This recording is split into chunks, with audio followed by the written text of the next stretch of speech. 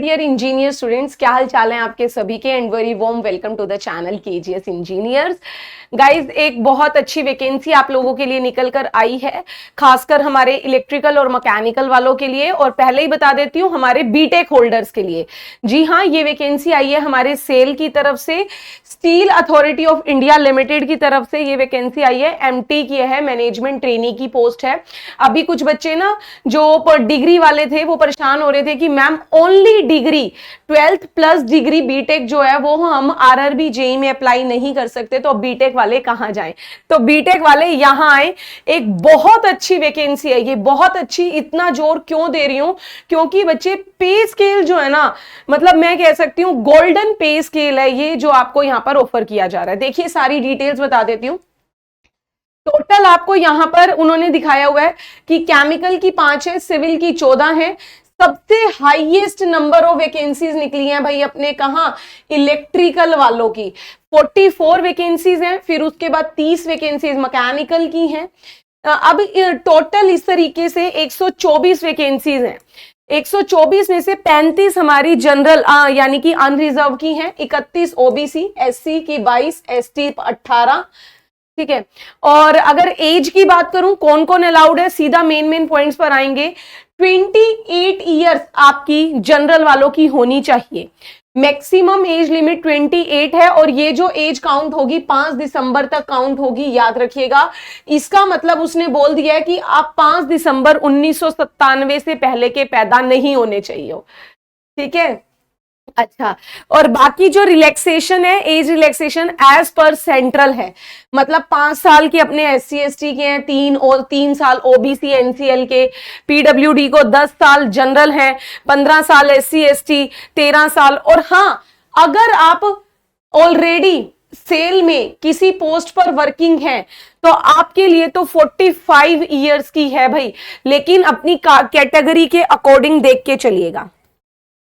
अब क्वालिफिकेशन की बात करें तो ये है भाई बढ़िया बात, क्योंकि प्रॉपर बहुत क्लियर शब्दों में उसने मेंशन किया है।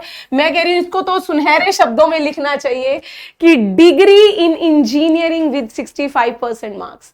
बीटेक होनी चाहिए 65 फर्स्ट क्लास के साथ जनरल वालों के लिए, और SC ST की यहां पर थोड़ी सी रिलैक्सेशन दे देता है। ठीक है, ओके। ये हो गया, आपको 65% मार्क्स होने चाहिए, ये याद रखना। 65 से कम होंगे तो अलाउड नहीं हो।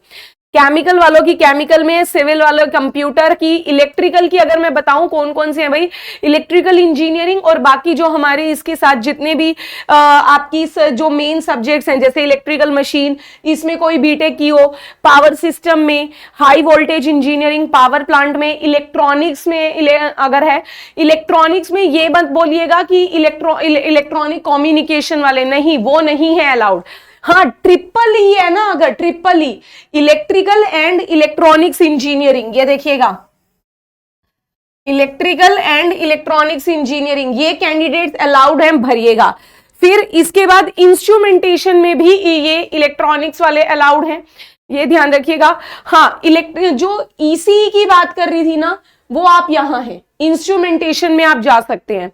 इसके अलावा अगर आपने यहां पर इलेक्ट्रॉनिक्स एंड इलेक्ट्रिकल में की हुई है, मतलब वो ट्रिपल ई वाली है, फिर आपकी यहां पर इंस्ट्रूमेंटेशन एंड कंट्रोल की है, रोबोटिक्स की है, ऑटोमेशन की है, या कम्युनिकेशन इंजीनियरिंग है, control and instrumentation engineering. Same ऐसे मैकेनिकल की आपको बताए गए हैं। मैकेनिकल में है आपकी प्रोडक्शन में है, थर्मल में है, मैन्युफैक्चरिंग में है, ये इस तरीके से। और मेटलर्जिकल इंजीनियरिंग है तो उनके लिए अलग है। ठीक है, ओके। अब यहां पर क्वालिफिकेशन इन रिलैक्सेशन वही है कि जनरल को 65% मार्क्स के साथ और ये SC ST की 55%। ओके जी, ओके फाइन।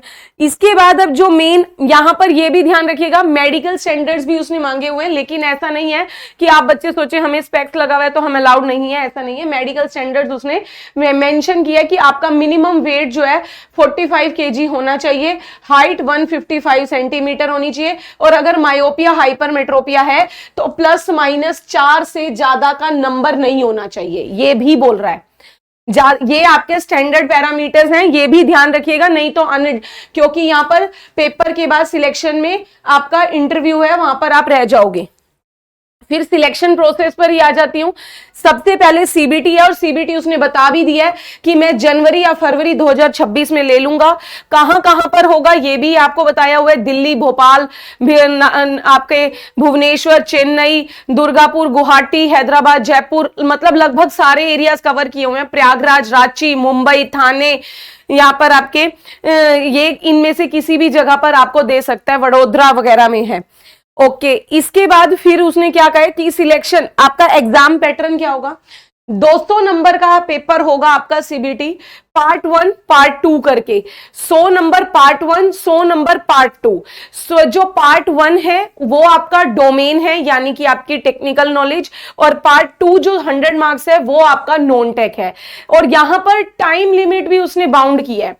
100 नंबर आपके जो पहले पेपर के लिए हैं, यानी टेक्निकल के लिए, उसमें आपको सिर्फ और सिर्फ 40 मिनट दिए जाएंगे, ठीक है। और नॉन टेक के लिए बल्कि 80 मिनट दे रहा है, लिखा है उसने यहां पर। डोमेन नॉलेज के लिए उसने बोला 100 marks 40 minute, aptitude test 80 minute 100 marks. और एप्टी में उसने आपको देखना क्या है कि आपका aptitude, English, reasoning, general awareness, सभी के 25-25 क्वेश्चन आएंगे। और आप ये सोचें कि मैम हमारा अगर पार्ट 1 अच्छा नहीं गया तो हम पार्ट 2 में स्कोर अच्छा कर लें, या पार्ट 2 अच्छा नहीं गया पार्ट 1 में स्कोर अच्छा कर लें, नहीं। उसने बोला दोनों पेपर आपको क्वालिफाई करने हैं। ये देखो लिखा हुआ है कि यहां पर जीडी या इंटरव्यू के लिए वही सिलेक्ट होंगे जो क्वालिफाई करेंगे in each of the part. सभी पार्ट्स में आपको क्वालिफाई करना जरूरी है, ये ध्यान रखिएगा। फिर उसके बाद आपको जीडी और इंटरव्यू में के लिए बुलाया जाएगा 1:3 के रेशो में। बहुत बड़ा कंपटीशन भी नहीं है, 1:3 का रेशो ज्यादा नहीं माना जाता भाई। फिर इसके बाद आपका कहते हैं कि अगर आप सिलेक्ट हो जाते हो तब आपकी 1 साल की ट्रेनिंग रहेगी, ठीक है। 1 साल की आपकी ट्रेनिंग रहेगी, उसके बाद आप परमानेंट हायर कर दिए जाएंगे। और ये देखिए मैनेजर भैया, ट्रेनिंग में भी मैंने क्यों कहा था अच्छी सैलरी है, अच्छी वैकेंसी है। ट्रेनिंग के दौरान ही आपको 50,000 पर मंथ दिया जाएगा, ये देख लीजिए। और जब आप अपनी 1 साल की ट्रेनिंग कंप्लीट कर लेते हैं तब आपका डेजिग्नेशन भी हो जाएगा असिस्टेंट मैनेजर E1 ग्रेड का, और आपकी स्केल जो हो जाएगा 60,000 से लेकर 1,80,000 के बीच में होगा। डिपेंड करता है आपके अलाउंसेस वगैरह पे, ठीक है। इसमें अलाउंसेस वगैरह जो है ना वो आपके डिपेंड होंगे कि आपको किस प्लांट में वो आप भेजते हैं। तो आपकी इनके जहां जहां भी प्लांट है उनके हिसाब से वो कहीं भी अपनी भेज सकते हैं। तो हुई ना आपकी अच्छी वैकेंसी। और एक लास्ट इंपॉर्टेंट अपडेट कि आपकी इसकी फॉर्म फिलिंग शुरू कब से होगी, तो 15 नवंबर से शुरू हो रही है और 5 दिसंबर तक आपको फॉर्म भरना है। तो भाई बीटेक वालों, एसएससी की तो तैयारी कर ही रहे हो, लेकिन अब याद रखना एसएससी, फिर आपका डीडीए और एक ये सेल, इलेक्ट्रिकल वाले भर भर के तैयारी करो।